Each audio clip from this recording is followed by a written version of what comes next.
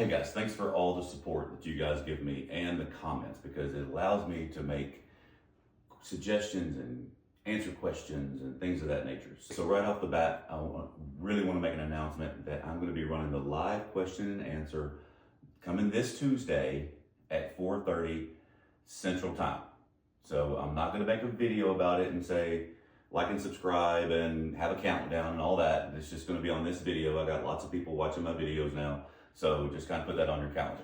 All right, so the question comes from a guy that talks about side bend in the wrist. And I found it interesting and very compelling, is that you can make your wrist go sideways. You can. And you can hold it up here if you want to. And then you can come down and you can block the ball down the target line.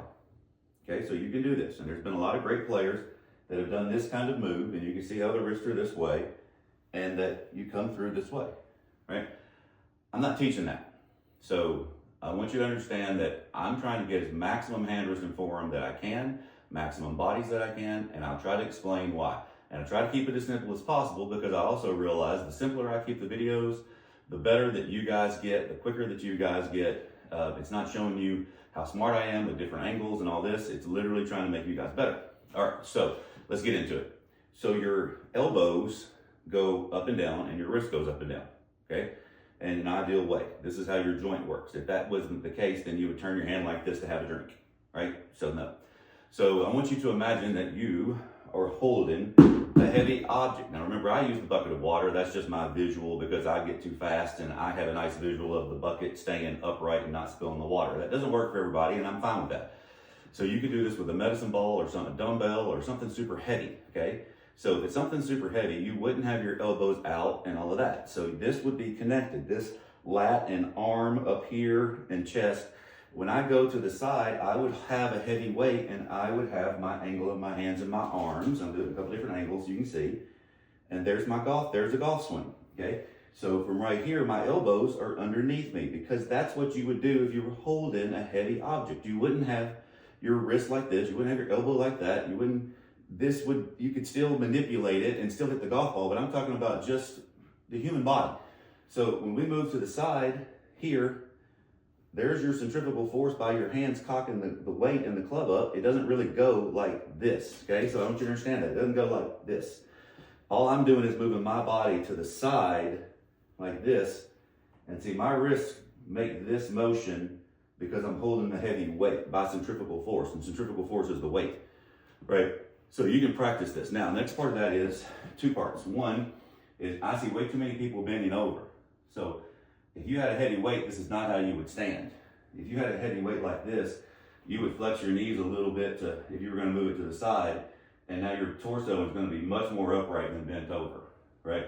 So when you go, you can go from side to side. See how easy that motion kind of works?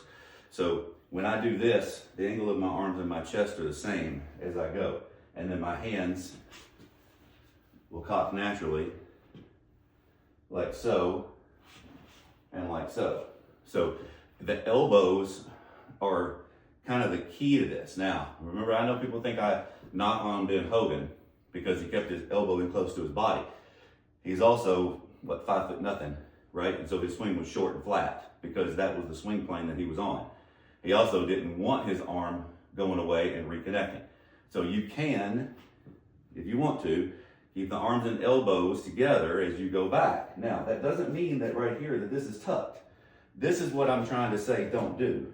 Don't ever tuck your arm like this, because then you couldn't move your body and the anatomy's not the same. See? So when you go from the side like this and the elbows are underneath you, I can support weight right here. Okay? So even if I go further back, see, my elbows are still underneath me. So this should end confusion. See, I didn't do anything with my hand. My hand is going along like spokes on a wheel, like that. And that golf club is right on plane. There's just no reason to do other manipulation to me. There's no reason to turn your wrist sideways or to think about that. And there's no reason to get up here and then have to shallow the club. So now you're telling me that it's more optimal to take something heavy and then take the weight and put it over here, and then come through and then throw the weight that way. That's what I'm hearing, right? So to me, it just doesn't make sense. So, and I'm gonna leave this with this, okay? Because this is kind of a shorter video, and I think that this seems to go well with a lot of people. Something real clear to do. Get a weight, get your elbows underneath you, right? Your elbows are kind of the key to this thing, because that then moves the forearms and the hands, okay?